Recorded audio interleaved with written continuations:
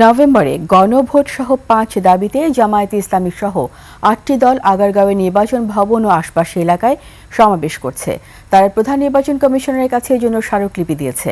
বেলা ১১টার দিকে আগারগাঁওয়ের দলগুলো একত্র হতে থাকে। জামায়াতে ইসলামী অবস্থান নেয় পাকা মার্কেট সংলগ্ন এলাকায়। অন্যান্য দলগুলো নির্বাচন ভবনের সামনে আলাদা আলাদাভাবে সমাবেশ করে। এ সময় তাদের নভেম্বরে গণভোট জোট হলেও নিজ দলের প্রতীকে ভোট সহ বিভিন্ন দাবিতে স্লোগান দিতে দেখা যায়।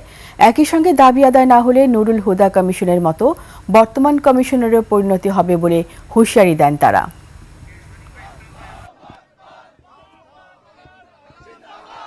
নভেম্বরে গণভোট সহ ৫ দফা দাবিতে জামায়াত সহ সমমনা ৮ দল আজ স্মারকলিপি জমা দিয়েছে নির্বাচন কমিশনে। সেখানে আছেন আমাদের প্রতিনিধি মানিক শিকদার, চলে যাচ্ছি তার কাছে।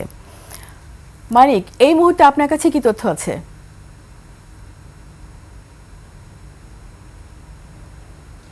রীতা, যে ৮টি দলের সমন্বয়ে কয়েকটি যে প্রতিনিধি যারা ছিলেন তারা এসেছিলেন। এর মধ্যে জামায়াত ইসলামী, ইসলামী আন্দোলন বাংলাদেশ, জাতীয় গণতান্ত্রিক পার্টি সহ এই ৮টি দলের প্রতিনিধিরা এসেছিলেন এবং সেখানে অনেকক্ষণ ধরে তারা অপেক্ষা করেছিলেন নির্বাচন ভবনের নিচে এবং সকাল থেকেই তারা বিভিন্ন ধরনের বিক্ষোভ এবং বিভিন্ন ধরনের মিছিল দিয়েছিলেন। কিন্তু পরবর্তীতে প্রধান নির্বাচন কমিশনার তাদেরকে উপরে আসার অনুমতি দেন এবং প্রধান নির্বাচন কমিশনারের সাথে রীতিমতো একটি বৈঠক অনুষ্ঠিত হয় এবং তারা সকাল থেকে যেটি বলছিলেন যে ৫ দফা দাবি আদায়ের জন্য তারা এই যে আন্দোলন বা বিক্ষোভ করছিলেন।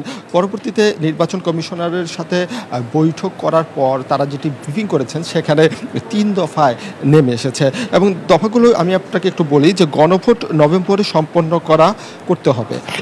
একটি সংশোধিত আরপিও কাটছাঁট না করেই হুবহু রেখে অনুমোদন করতে হবে এবং আরেকটি যে দফা সেটি হচ্ছে সকল রাজনৈতিক দলের জন্য লেভেল প্লেইং ফিল্ড করতে হবে এবং এর বাইরে তারা যেটি বলছেন যে একটি দলের নির্দেশে বা একটি দলের পক্ষ অবলম্বন করে নির্বাচন কমিশনে কিছু তাদের রিটার্নিং কর্মকর্তা থেকে শুরু করে বিভিন্ন ধরনের কর্মকর্তা নিয়োগের যে প্রক্রিয়া চলছে সেটা নিয়ে তারা সন্দেহ পোষণ করেছেন এবং তারা বলেছেন যাতে কোনো দলের পক্ষপাতিত্বমূলক আচরণ না করে নির্বাচন কমিশন এবং তারা এই যে আজকে যে দাবিগুলো উত্থাপন করে গেলেন সেই দাবি দ্রুত যেন বাস্তবায়িত হয় এবং নভেম্বরের মধ্যেই যদি গণভোট অনুষ্ঠিত না হয় তাহলে পরবর্তীতে হয়তো এর চেয়ে আরও বড় ধরনের কর্মসূচি আসতে পারে।